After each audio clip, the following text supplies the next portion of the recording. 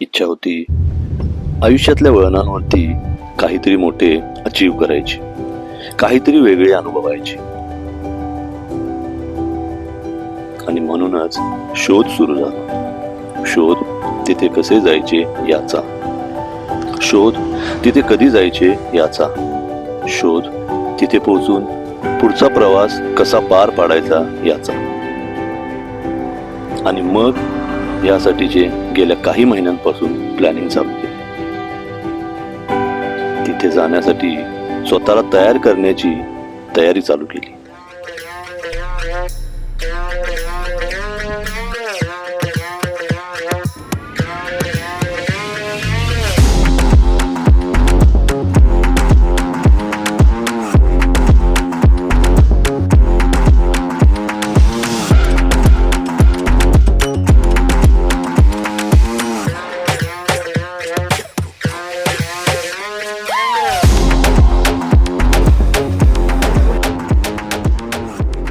आता वेळ होती ही केलेली तयारी उपयोगात आणायची.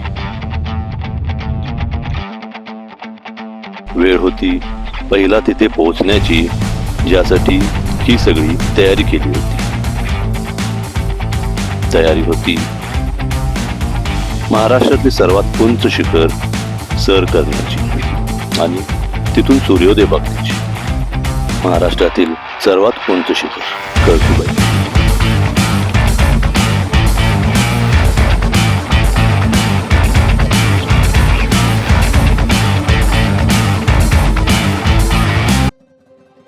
मग काय, संध्याकाळी येऊन पोचलो इथल्या बेस विलेज बारीमध्ये. थोडे लवकर पोचल्यामुळे गावात एक फेरफटका मारू लागलो. बघितले तर गाव खूप सुंदर. गावातली संध्याकाळ अप्रतिम.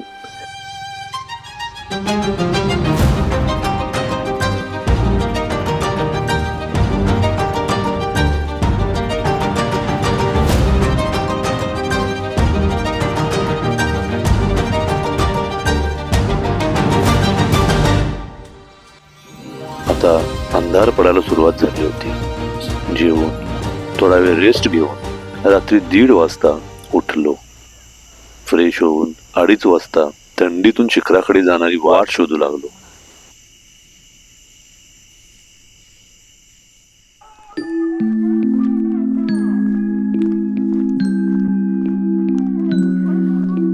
रात्री गावात कोणी दिसत नसल्या कारणाने रस्ता चुकला.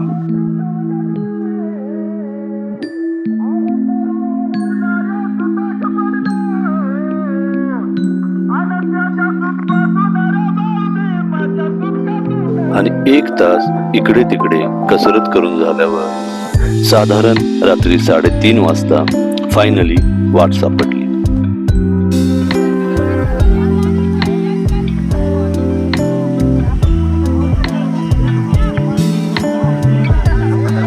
आणि मग खरी सुरुवात झाली महाराष्ट्रातील सर्वात उंच शिखर सर करायला.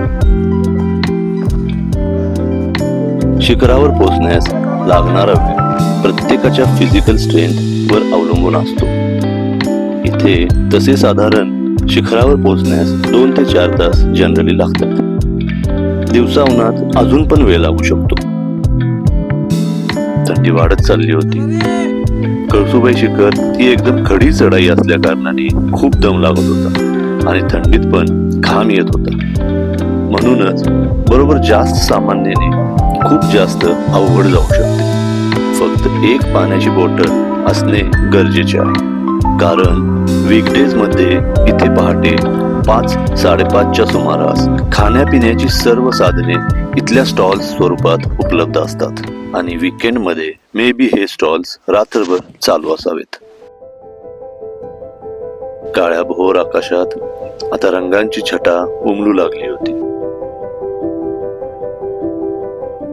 नेहमीप्रमाणे माझ्या या ट्रिप मध्ये सुद्धा जाताना काही आजूबाजूचे फारसे नजारे दिसणार नव्हते. ते नेहमीसारखे येतानाच स्पष्ट होणार होते. दम खूप लागत असल्या कारणाने व्हिडिओ शूट करणे त्रासदायक वाटत होते. माउंटन क्लाइम्बिंग साठी जशी फिजिकल स्ट्रेंथची गरज आहे तसेच मेंटल स्ट्रेंथ असणे पण गरजेचे असते. फिजिकल स्ट्रेंथ म्हणजे पायात आणि आजूबाजूला लक्ष देऊन बॉडीचे रिफ्लेक्सेस बघत बॉडीला आपल्या ध्येयापर्यंत पोहोचण्यासाठी तयार करणे. आणि मेंटल स्ट्रेंथ म्हणजे हे सर्व पार पाडण्यास तुम्हाला लागणारी ताकद, धैर्य तसेच पॉझिटिव्ह विचार देण्यास मदत करणे.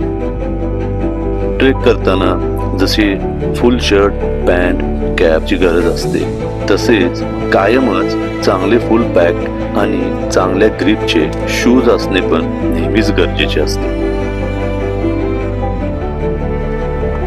हळूहळू सूर्योदयाची चाहूल लागायला सुरुवात झाली.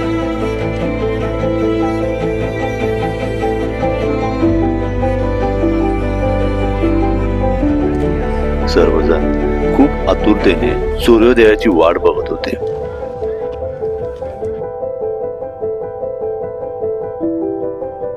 अजून थोडा वेळ असल्या कारणाने इथे आलेले लोक आपापल्या पद्धतीने वेळ घालवू लागले. चला तर मग बघूयात इथले लोक आणि आजूबाजूचे नजारे काय म्हणतायत ते.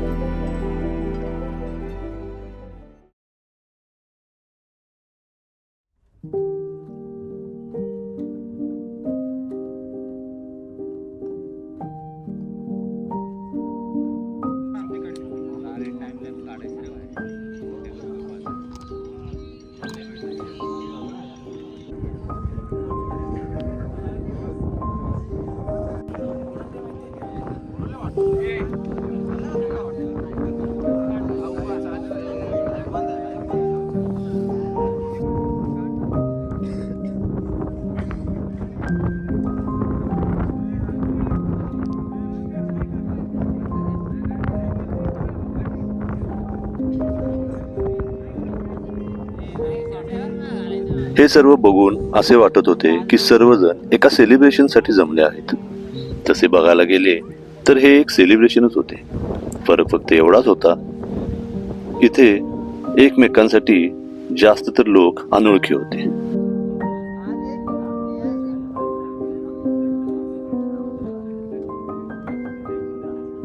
एवढ्या सकाळी एखाद्या डोंगरावरून असे नजारे बघण्याची माझी ही पहिलीच वेळ होती. एवढ्या उंच शिखरावरून सूर्योदय बघण्यासाठी तुम्ही किती उत्सुक आहात.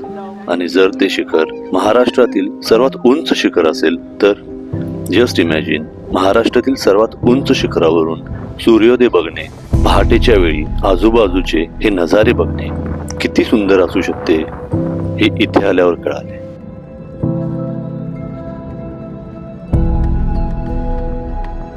ज्यासाठी या कडाक्याच्या थंडीत, जोराच्या गार वाऱ्यात रात्रभर न झोपता 2-3 तासांचा खडा डोंगर सर करण्याचे कष्ट घेतले होते, तो क्षण आता येणार होता.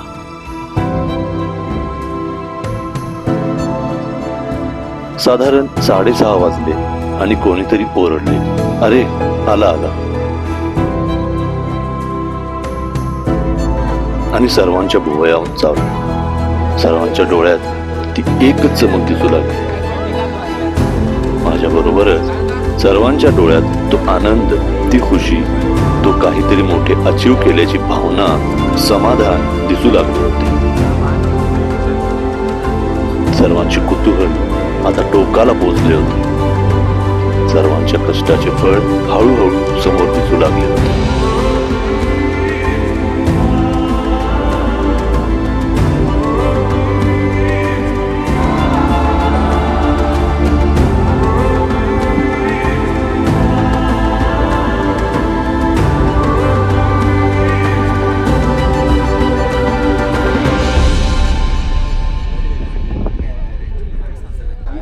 आपल्या हातही पडले त्याला नॉर्मल तरी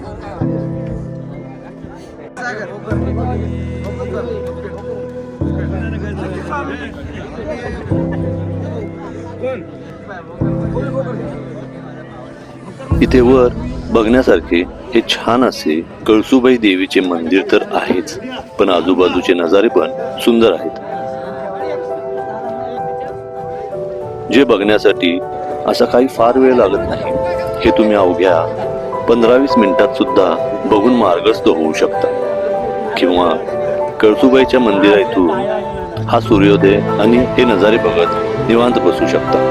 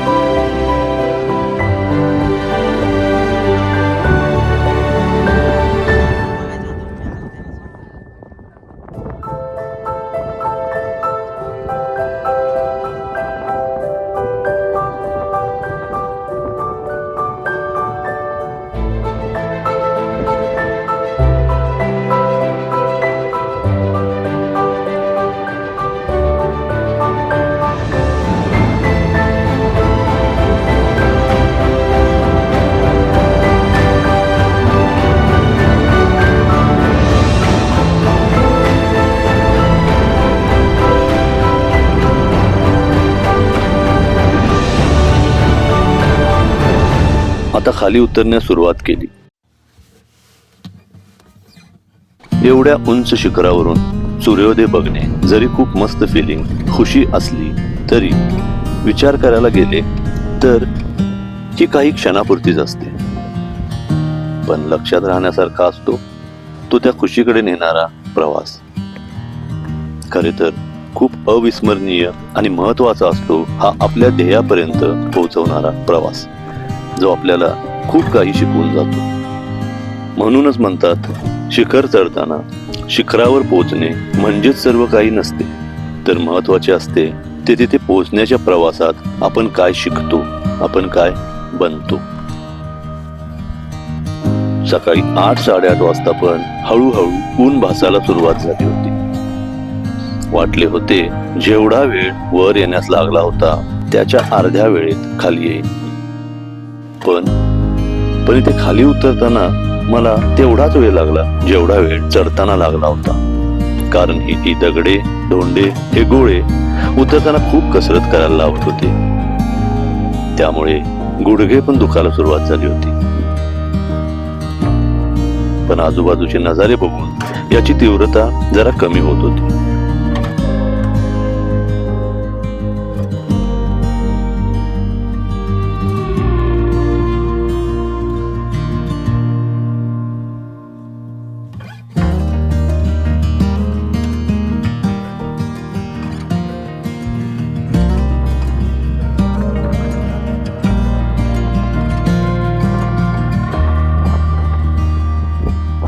तसेच उतरताना अजून एक त्रास जाणवतो आणि तो म्हणजे मंकी अटॅक. म्हणजेच इथे माकडे तुम्हाला इझिली घाबरवतात. बाकी काही नाही, त्यांना फक्त काहीतरी खायला हवे असते.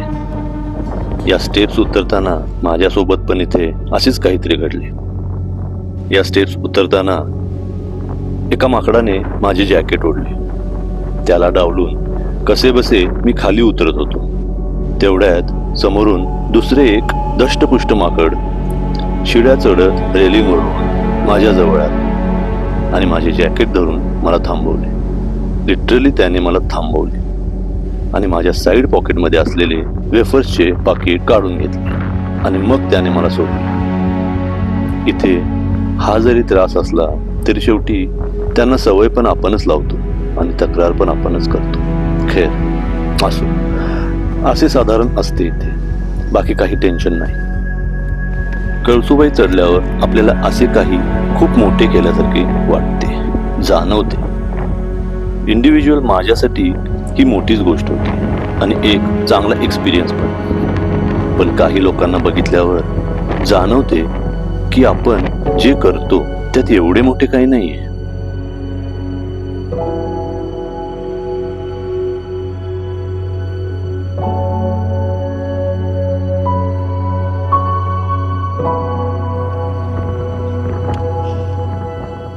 हाच विचार करत खाली उतरू लागलो.